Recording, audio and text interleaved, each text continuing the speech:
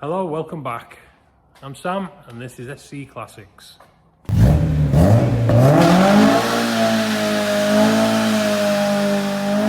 this video, I'm going to be working on the MK1 Escort again, showing that in the last video. It's now Monday night, 8 o'clock Monday night. Come back to the night shift as ever. A few other bits and pieces to get on with, a few other jobs, so I'm going to get back to the MK1 Escort now and show you what I've been up to. I have come back tonight. One of the reasons I come back tonight was the E36 M3 was collected about an hour ago. Customer's over the moon, took it away, and yeah, it's done. Very happy customer, she's always good. And it's going away now. Hopefully it'll be getting painted and she can finally start using it. Anyway, back to the MK1. I just want to clear something up as well. In the last video, I think I was trying to show the work that was involved, but try not to criticize it too much. You know, the last thing I want to do is the customer to watch the video, the owner of the car, watch the video and be upset, or feel like I'm mocking him, or you know, last thing I wanted. I just wanted to highlight the issues and the jobs that I'd have to do. And I spoke to a customer after the last video, and he was fine, but he was a bit disarmed because he said like, oh, it doesn't seem like there's anything, you haven't got anything good to say about the car.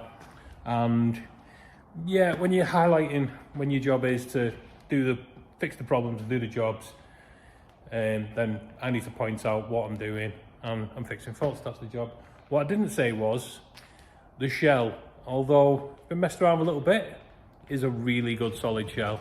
You know, you wouldn't see a UK car this solid. Being an Australian car, it's really, really solid. So yeah, really good solid car. Four-wheel drive Cosworth engine.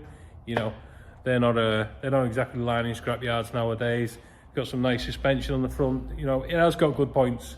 So I just want to point out, it's not all bad. It has got good points.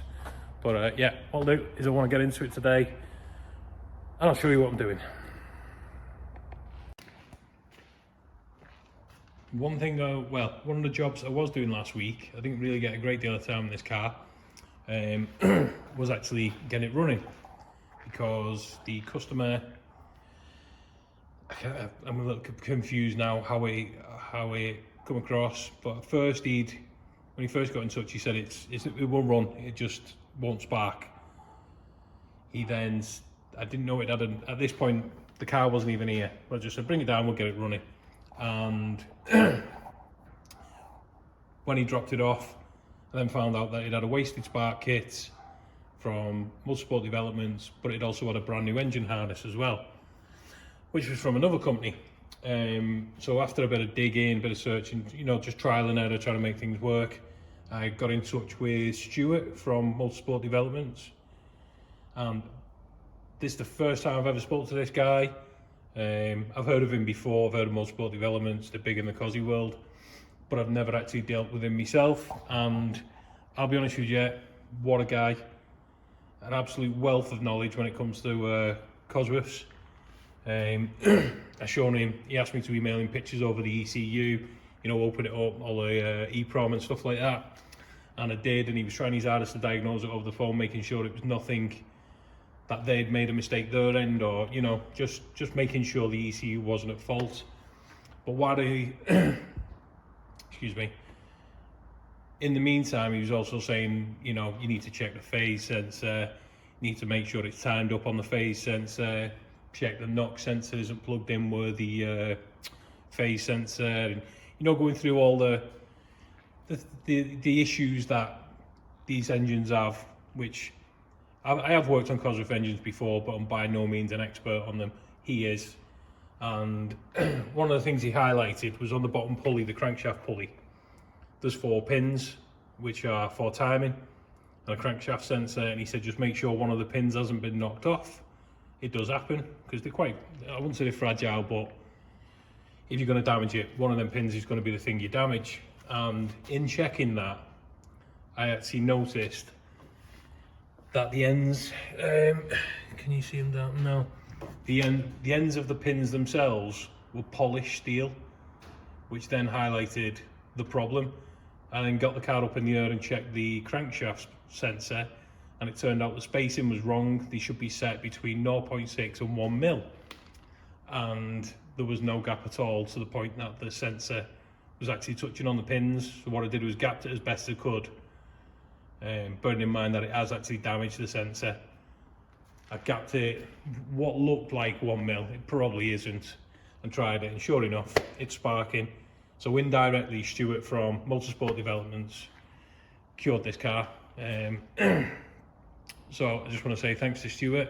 You didn't have to give me your time. I was on the phone for, in the morning, probably 20 minutes, half an hour, and then back and two with emails all day long. And then I rung him back in the afternoon just to thank him and, you know, let him know what the problem was. And yeah, he's brilliant. For a company that I've never dealt with before, and really I've got no interest in helping me. I'm another business who he's never spoke with, never dealt with before. He went out of his way to help me, so I really couldn't ask for more than that. So anyway, let's see if it starts. I've been having problems with the starter motor because it's not engaging properly, but we'll give it a go anyway. Will it? Won't it? No, it won't.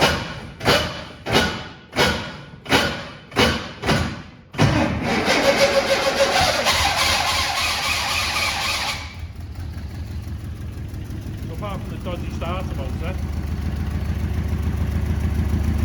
it runs. There we go.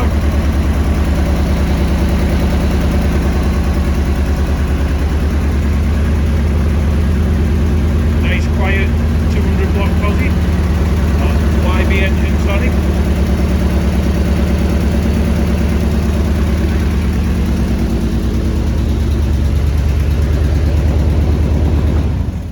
Shut it down because I've got all the doors shut. Last thing I want to do is gas myself out. But yeah, it's running now thanks to Stuart at Motorsport Developments. So big thank you to Stuart. So now that it's running, I can now start stripping some things down. I want to strip the fuel system down just because I want to reroute all the fuel lines. I need to add a swirl pot to the back because being fuel injection and turbo, it needs a swirl pot. I know you can get these fuel tanks with a swirl pot built in, but this hasn't got one. So we're gonna have to fit an external swirl pot and a small lift pump to feed the swirl pot. But I'll show you that when I actually get into it. But for the time being, I wanna drain all the fuel out of it, get the fuel tank out, get the fuel lines out of the way, because I'm gonna be welding the body brackets underneath to the chassis legs for the anti-tramp bars. And that also means that this sort of metal plate that's been put in the back where the back seat used to be, I want to pull that up too, because I don't know what's under there and I'm going to be welding to the other side of it. So last thing I want to do is have a fire underneath something that I can't see. So that's going to have to be, I think it's riveted, yeah, all the rivets are going to have to be drilled out, lifted up, get it out of the way while I weld the boot floor. Not the boot floor, just nearly smashed my phone as well. The rear floor. So yeah, that's what I'm on with now. I'm gonna pull the return line off, put it in a jerry can, and then just power the pump up, and we can drain the fuel system and get all the fuel lines and stuff out of the way. So just put the fuel pump up to the battery in the boot, completely drain all the lines in the tank. I pulled the feed and return off, and they're both into a drum, emptying out. I think the pump's starting to splutter a bit, so I think we're getting low now. But that'll just clear all the lines and everything, so I'm going to pull it off, hopefully. You won't lose too much fuel on the floor. It's not what you want when you're about to start grinding and welding. So that's the pump out. There's the feed for the pump. It's going to need something a bit more substantial. It's not going to be good enough for a Bosch 4.4. Yeah, we'll put some new cable in for that. Some decent earths, etc. It was solid mounted on the floor. What I'm going to do is put it on some rubber bobbins just so it doesn't resonate through the body. Even though this car's got a Cosworth YB and virtually, well, it's on a World Cup cross member, so that's basically for rallying and racing. So it's never going to be a comfy ride, but just things like that will just make it, they're not very expensive, and it'll just make it a much nicer car. Quieten things down a little bit. I'm going to swap out some of these hose clips for something a bit less mixed match, something a bit neater.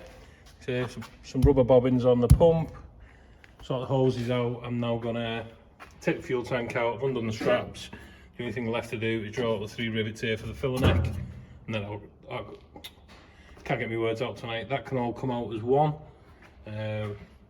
Just going to check some things over and make it easier to work on, plus less of a fire hazard if it's out the car while I'm welding.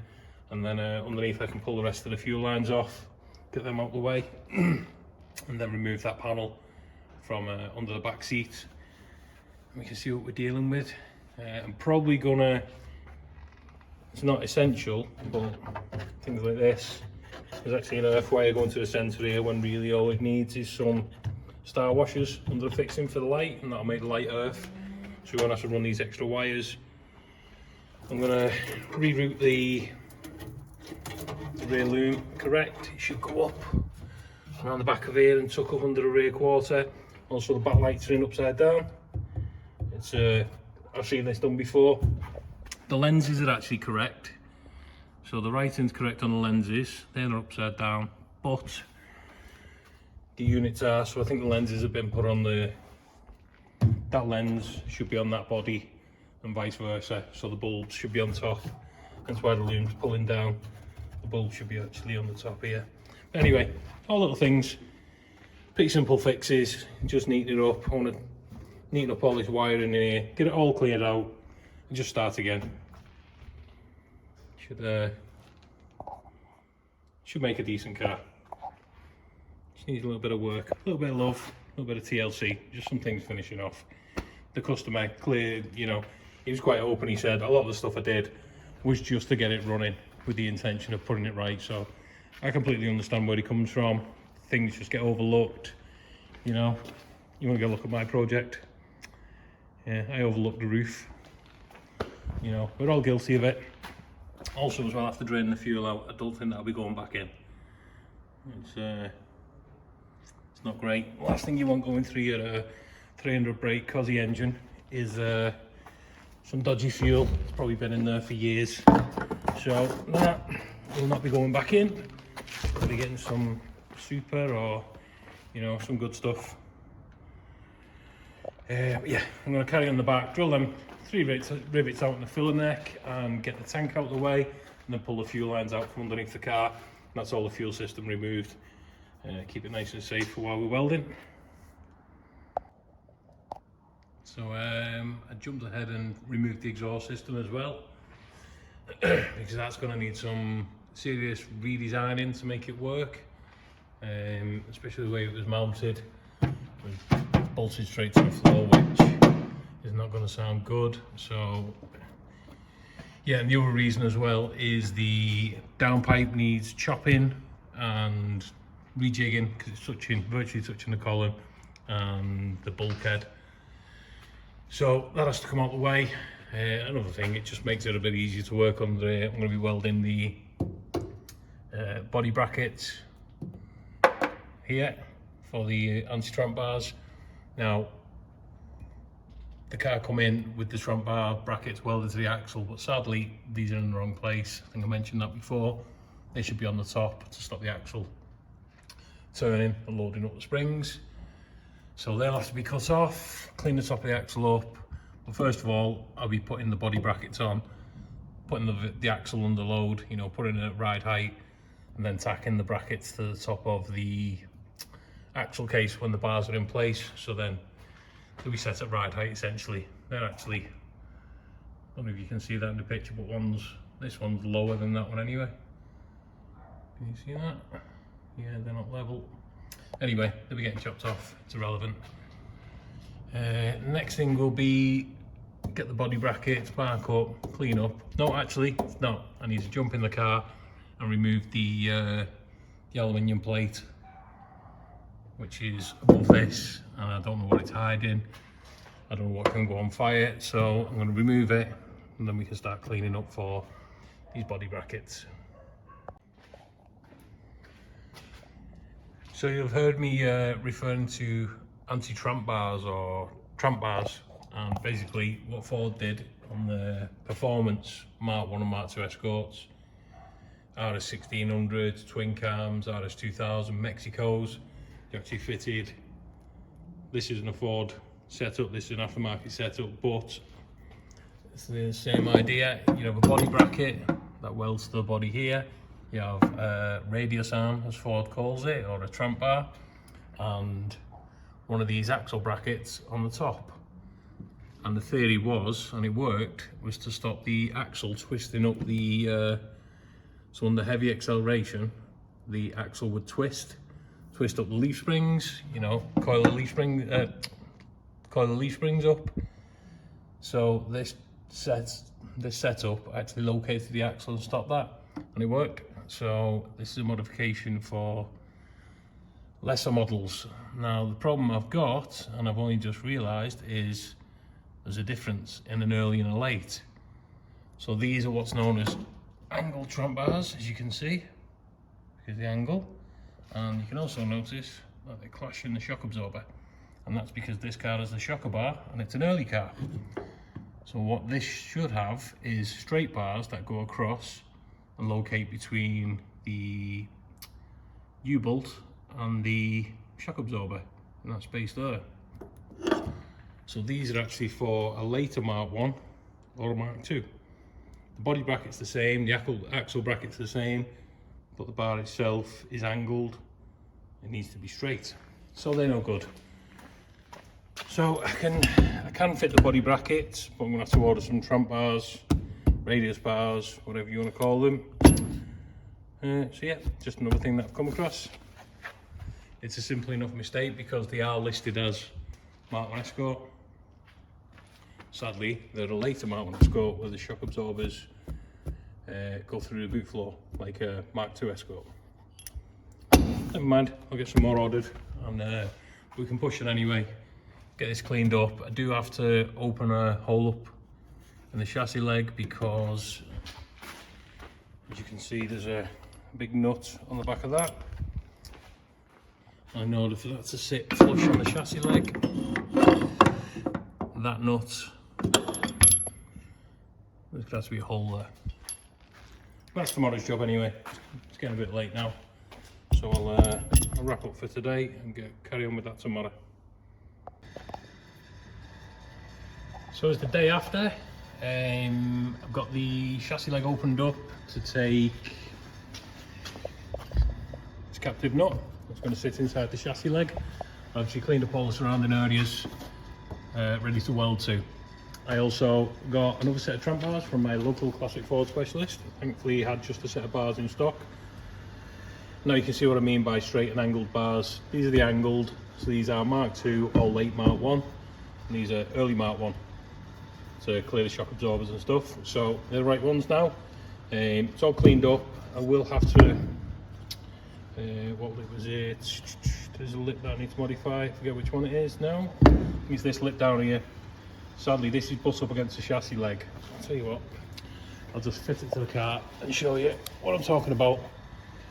So that's where it should fit, as you can see.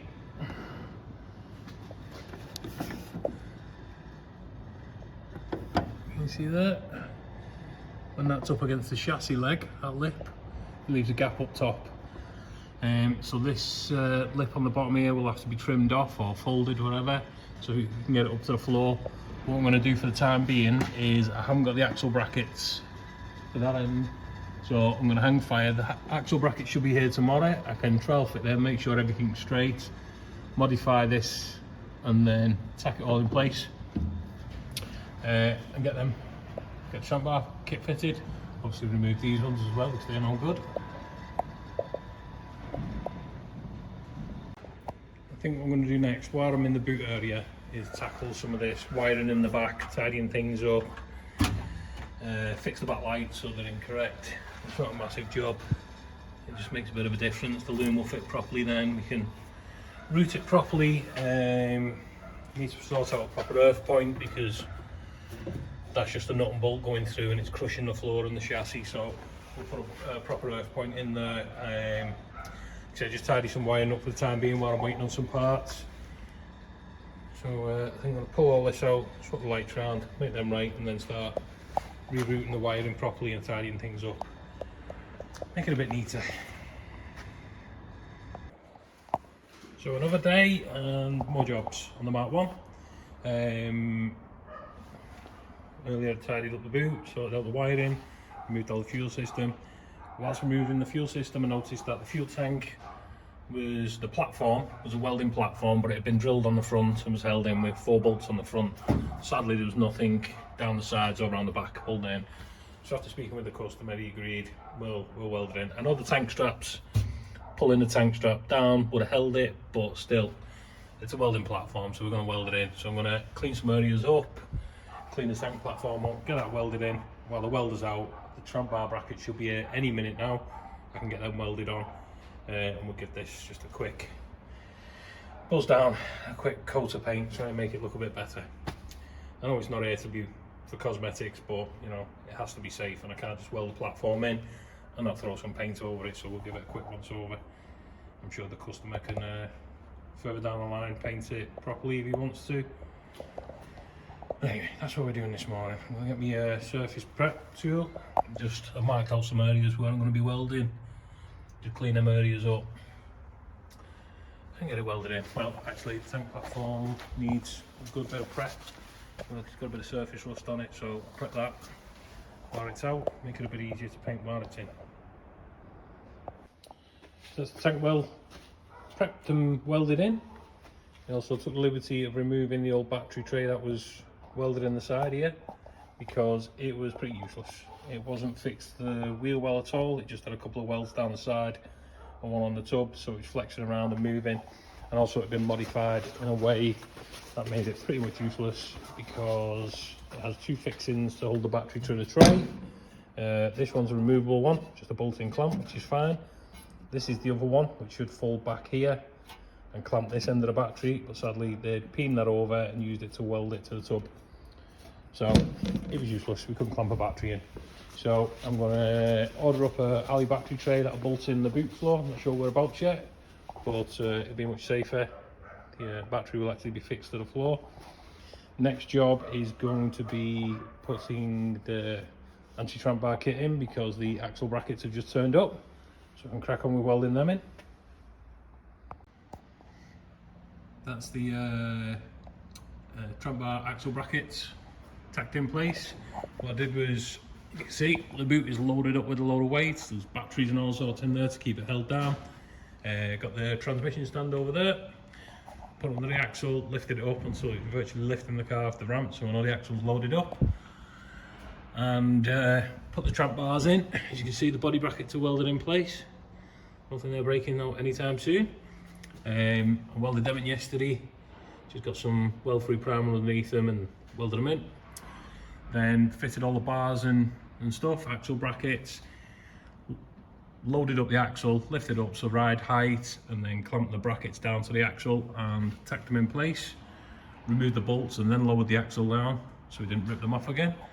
And now I'm going to get the brake stripped off it, prop shaft out the way, get the axle casing off. I can then weld these in properly and cut off the old brackets that were in the wrong place. And I need to put some sort of mount in as well for union for the brake pipes, but I'll show you that anyway. So yeah, now I'm going to strip the axle down, get that off the car. It's pretty straightforward.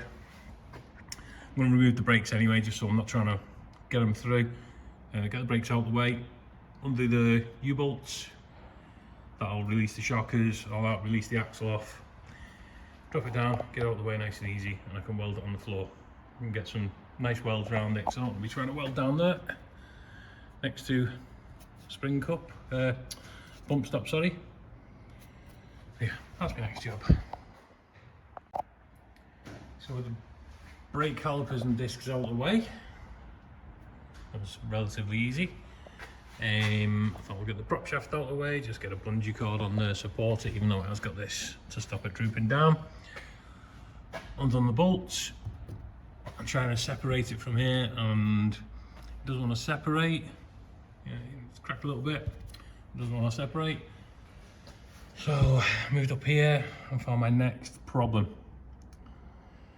Now that end of the drive shaft is butt up against the end of the gearbox. And the problem we've got is the axle is on droop.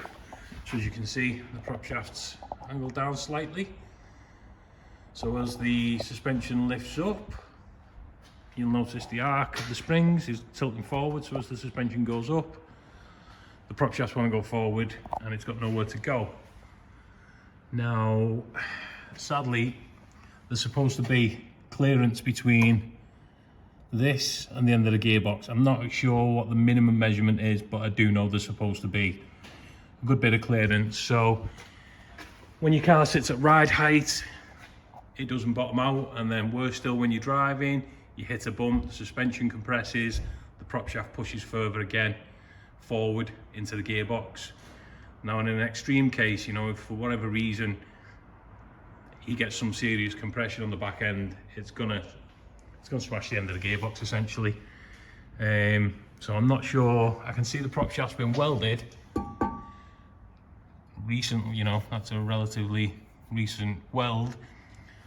So I'm not sure who's welded it, who's measured, whose mistake it is. So I'm not knocking the customer. This could have been something he's bought off a different car, or I don't know, but it's something that needs to be addressed, because that will, sorry about that, put my finger over the lens, rookie error, that will cause a problem. It will essentially smash the end of the gearbox if the suspension compresses. So that's another issue that's going to have to be addressed. The prop shaft's going to need to be shortened and rebalanced. Luckily the customer's coming in tomorrow, so I can speak with him and obviously find out the backstory to it. After speaking with the customer last week, after seeing he watched the first video and he got into it, and he was like, I just want to make it clear that a lot of the jobs that I did were temporary, just to get the car up and running, and then he was going to go back through it again. So, you know, I can see a lot of the stuff was temporary, so I'm not going in on him. For all I know, someone could have sold him this prop shaft as the right prop shaft for this car. You know, people are out there that will do that, so it might not be his mistake. He might just be an innocent third party or whatever, but we'll see anyway. So yeah, that's another issue. The axle off, apart from finding the issue with the prop shaft, relatively straightforward. Something else I noticed, there's some, we need to add some shims behind here, because originally the back plates for the drums go there. When you fit rear discs, you do away with them, so you have this space behind here, and there's some shims available. They're basically like this plate. It just fits in behind there, and they're dead cheap. They're about 12 quid, something like that. But if you don't know what you're looking for, then you wouldn't know these need to be in there. So I'll get a set of them ordered. We can correct that too. There's a stud missing, but I know there's a stud in one of the boxes somewhere, so that can go in. Now I need to concentrate on getting these axle brackets welded in. On this one, I put the bush sleeve in, tightened it up, so I don't want to. I'm going to turn the MIG right up for these, so I don't want to distort the bracket. I'm going to get them welded in now. And then these front brackets can be cut off, give it a clean up, throw some paint over it, and it can go back on. Oh no, actually it can't. I need to weld some sort of peg or some sort of mount for a T-piece for the brake pipe. Yeah, but I'll show you that when I get to it. And there we go. So the axle bracket's welded in. The MIG welder turned well up for that one. Next job is going to be cut these ones off, because these shouldn't be here. Just get a slitting disc, cut them off, and then grind the welds flush, and then that cleans up alright. So have a jet wash and some paint. There we go. Much better. Got them cut off. Got a slitting disc, cut off as much as I could, then onto a proper, God, I keep putting my finger over the lens, onto a proper grinding wheel, flappy disc, belt sander, and then finished off with, well, I didn't finish off, then a surface prep, and the egg, just to get it nice and smooth. That's all done. And out of the way, the last job is put some sort of mount in. Show you what I'm talking about. I need to mount one of these. Ignore the pipe, that's not going on. Well, it will be, but not that exact pipe. I need to mount one of these somewhere because on a normal Mark II Escort, Mark 1 Escort pipe, the flexi comes from the body to here into one.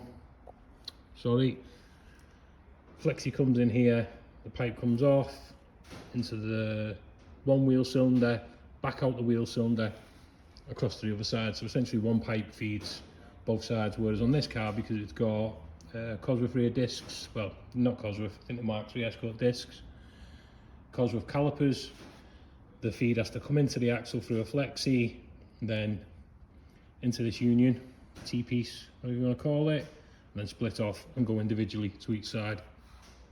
So I need to mount this somewhere. So basically the pipe needs to come into the axle and then out this side and into this. So I'm just trying to figure out the nicest place to mount this, but it's not going to be in the way, not going to be too difficult to make brake pipes. So that's the next job.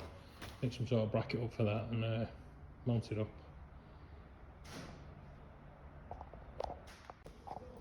I think what I'm going to do is mount the union here, as you can see, little mark.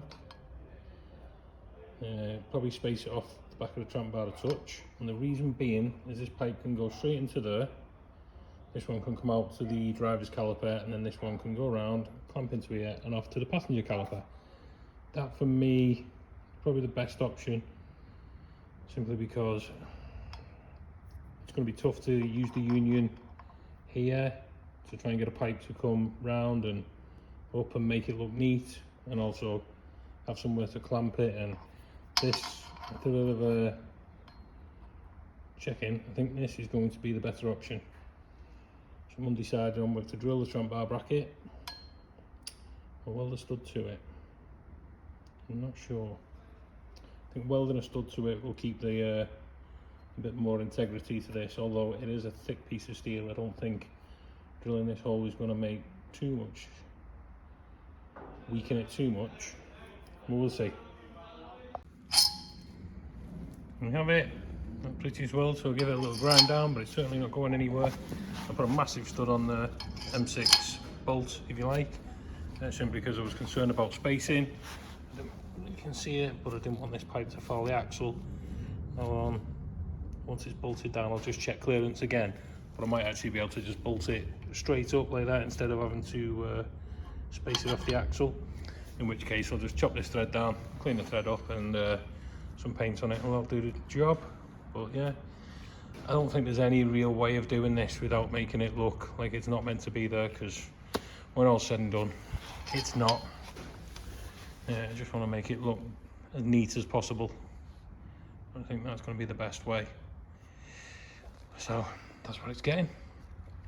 So yeah, that is it for welding on the axle. I'm going to give it a jet wash, give it some primer and paint, and then it can go back on the car. Obviously I need to put these end plates on and build everything up, but I think that's it. I need to put some primer on the floor where I've welded in the tramp bar brackets to the body, and then we can carry on with building. Obviously remove that prop shaft first, because I've realised once the axle's on, the prop shaft won't come out. So I got the axle case with jet wash yesterday. We're going to do it. It's any loose paint. I'll just give it a quick buzz over now. Some extra primer on the bare metal, and put the black paint, make it look a bit prettier, ready to go back on. Quick blast over with some extra primer to get it all covered. It's never going to win any shows, but at least it'll all be one colour. When it turned up, it was black. Some black was flaking off to reveal red primer, and then obviously blue overspray. The bare metal bits where I painted, and I wasn't just going to blow in the bits that I'd welded on. So quick once over, make it look better. Like I say, it won't win any shows, but that's not what this car's about. Let's just make it look a bit better than it was. There we have it, nothing exciting. A lot of X primer, some satin black. It's all one colour. Am I proud of it? No. Is it what I normally do? No. Is it better than it was? Most definitely. It was covered in blue overspray, there's bits of red primer, you know. It'll look better, and this axle is not a permanent feature anyway, because being a Borg Warner, you can't actually buy many upgrades for it, if any. I don't think you can get an LSD. I know the customer wants one down the line when he's freed up some more funds. So this is just a temporary fix to get the car on the road and get some use out of it, and then he's going to upgrade. Don't know if he's going to swap to an English with an LSD and shafts or whatnot, or maybe go Atlas. So we don't want to plough too much money and time into this one. But it'll look better, it'll do the job for the time being. So the next job will be get some paint before the axle can go on. I need to get some primer and some paint onto the body where I've been welding, and I'll probably pull the leaf springs off while I'm painting, because I don't want to get any more overspray on them. Maybe give them a lick over with some black paint just to tidy them up, because they've got blue overspray all over them. Again, I won't be putting too much time and effort into them because it's not here for cosmetic, but it just breaks my heart seeing them all covered in blue overspray. It'll make it look tidier. The owner come in yesterday, he's happy with the progress, showing him a few of the jobs I've been doing, what I've been up to. Also told him about the prop shaft, and he held his hand up and he said, I took the measurement, I took it, and they made it to suit. He didn't account for the spacing we need at the front, so the prop shaft's going to be pulled off, sent away and shortened, rebalanced, and get that refitted when the time comes. But I think that's going to be it now. It's Saturday morning, I'm wrapping up for this week. We got some progress, things moving along. I'm probably going to be, it won't get touched next week because I do need to crack on with the other stuff, so I'll just leave it up in the air on the ramp, out the way, and have a shift around and start moving on with these three. Not my Escort, Scarlett, Rob's Escort, Frank, Jason's Capri, and the Black XR2. So that's next week. Oh, another thing on this one, I couldn't tell what ratio it was because there was that much paint on the diff tag, but when I removed it and turned it over, providing it's original and not been swapped, it's a 389. So one of the more common ratios. Again, it's not a permanent feature for this car, so it really doesn't matter. As long as it gets it on the road for the time being, it will do the job. So that's it, I'm going to end this video off here. Thanks for watching, and I'll see you in the next video. Tomorrow I'm off to the lakes, go and see some, meet up with some customers. Hopefully the weather dries up a bit. Can't see it, it's the lakes, it always rains. But anyway, thanks for watching, see you in the next video. Have a good weekend.